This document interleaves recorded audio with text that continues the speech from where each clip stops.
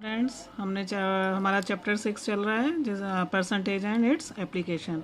Percentage हमने पढ़ा था, 6.1 एक्सरसाइज हमने करी थी। आज हम जो है प्रॉफिट एंड लॉस के बारे में पढ़ेंगे। ठीक है, प्रॉफिट और लॉस।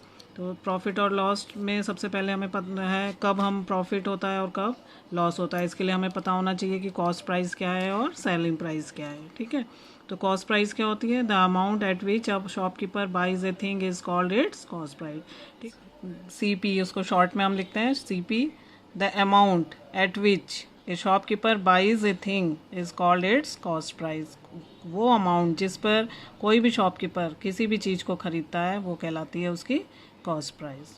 ठीक, ऐसे ही सेलिंग प्राइस है। सेलिंग प्राइस शॉर्ट में हम इसको लिखते हैं SP। वो अमाउंट जिसमें शॉपकीपर जो है अपने किसी भी चीज़ को सेल करता है वो कहलाती है आपकी सेलिंग प्राइस। ठीक है, the amount at which a shopkeeper sells a thing is called its selling price.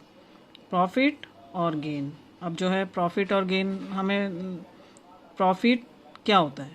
ठीक है, a profit is made when the SP of an article is more than its CP। Profit कब होता है? जो कभी कोई भी चीज़ जो है हमने कम पैसों में खरीदी है और उसको ज़्यादा में बेच दी। ठीक है, तो हमें क्या होता है? प्रॉफिट। यानी क्या है हमारा? CP तो कम है और SP ज़्यादा है। जब भी SP is greater than CP then we get profit. ठीक है, तो प्रॉफिट हमारा हो गया SP माइनस CP। SP हमेशा बड़ा होगा CP से, तब हमें प्रॉफिट होगा। और जब SP कम होगा CP से, तब हमें लॉस होगा। तो a loss is made when the SP of an article is less than its CP। हमेशा लॉस कब होगा? जब उसकी सेलिंग प्राइस जो है वो कॉस्ट प्राइस से कम होगी, तो हमें लॉस होगा। तो loss is equal to CP minus SP। अब इसमें दूसरी चीज़ आती है ओवरहेड एक्सपेंसेस। ओवरहेड एक्सपेंसेस कौन से होते हैं? कोई भी चीज़ हमने ख़रीदा, ठीक है, और उस पर जो हमें एडिशनल चार्जेस और पेमेंट हमने करा उसको हम कहते हैं ओवरहेड एक्सपेंसेस। जैसे कोई चीज़ ख़रीदी हमने, ट्रांसपोर्टेशन का खर्चा हो गया, रिपेयर का खर्चा हो गया, ये सब चीज़ें जो हैं वो ओवरहेड एक्सपेंसेस में आ जाती हैं। और ये सब जो है फिर हमारे कॉस्ट प्राइस में ऐड होती हैं, तब हमें वो टोटल कॉस्ट प्राइस मिल जाती है। तो टोटल कॉस्ट प्राइस हमारी होती है original cost of article plus overhead expenses. Overhead expenses जो भी होंगी, रिपेयर का खर्चा है, चाहे ट्रांसपोर्टेशन का है, कुछ भी है, मेंटेनेंस जो भी है, वो सब उसमें ओरिजिनल कॉस्ट में ऐड कर लेते हैं, तब हम उसको टोटल कॉस्ट प्राइस हमारी मिल जाती है। अब हमारी एक्सरसाइज 6.2 है। ठीक है, पहला क्वेश्चन है इसमें ए shopkeeper bot an article for ₹2000 and sold for 2500। Find its gain percent और लॉस परसेंट। अब देखिए, खरीदा है उसमें 2000 में और बेच दिया उसको 2500। तो हमें एकदम क्लियर दिखाई दे रहा है कि सेलिंग प्राइस उसकी ज़्यादा है और कॉस्ट प्राइस उसकी कम है। तो हमको क्या हो गया? गेन हो गया। अब गेन परसेंट निकालना है, तो गेन परसेंट कैसे निकालेंगे? पहले हम गेन निकालेंगे, फिर उसका गेन परसेंट निकालेंगे। ठीक है, तो गेन CP हमारा 2000 है, SP हमारा 2050। दिख रहा है हमें कि SP is greater than CP then it gain. ठीक है, तो गेन होता है हमारा SP minus CP।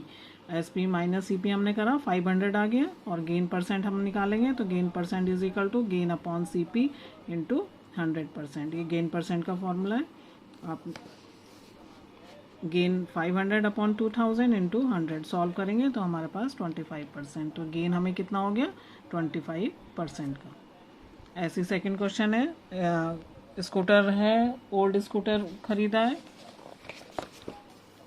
Scooter machine bot an old scooter for 3000 and spend 2000 on it's repairing. ठीक है, फाइंड इट्स प्रॉफिट।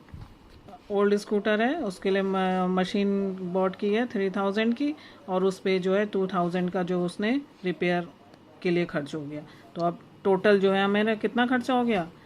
उसकी कॉस्ट प्लस रिपेयरिंग का खर्चा दोनों को ऐड कर देंगे, ये हमारी टोटल CP आ जाएगी।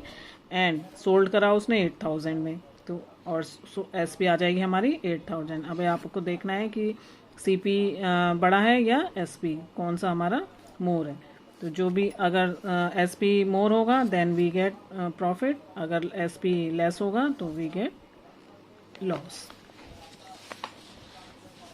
तो CP हमारा 3000, स्पेंड ऑन रिपेयरिंग हमारा 2000, जो टोटल CP हमारी हो जाएगी 3000 प्लस 2000 इज इक्वल टू 5000, और SP था हमारा 8000।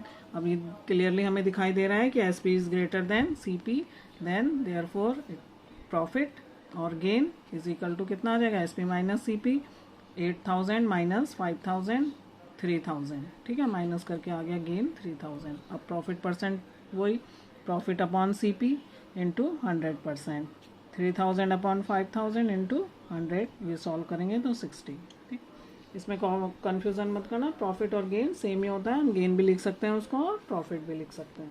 तो प्रॉफिट परसेंटेज जो भी होता है, प्रॉफिट और गेन सब CP पे होता है। तो अगर हम लॉस परसेंटेज निकालेंगे तो लॉस अपॉन CP आ जाएगा, प्रॉफिट परसेंटेज निकालना है हमें तो प्रॉफिट अपॉन CP। तो लॉस और प्रॉफिट जो भी होता है हमें वो CP के ऊपर होता है। ये 2 क्वेश्चन अभी आप करेंगे, फिर बाकी के कल कराएंगे।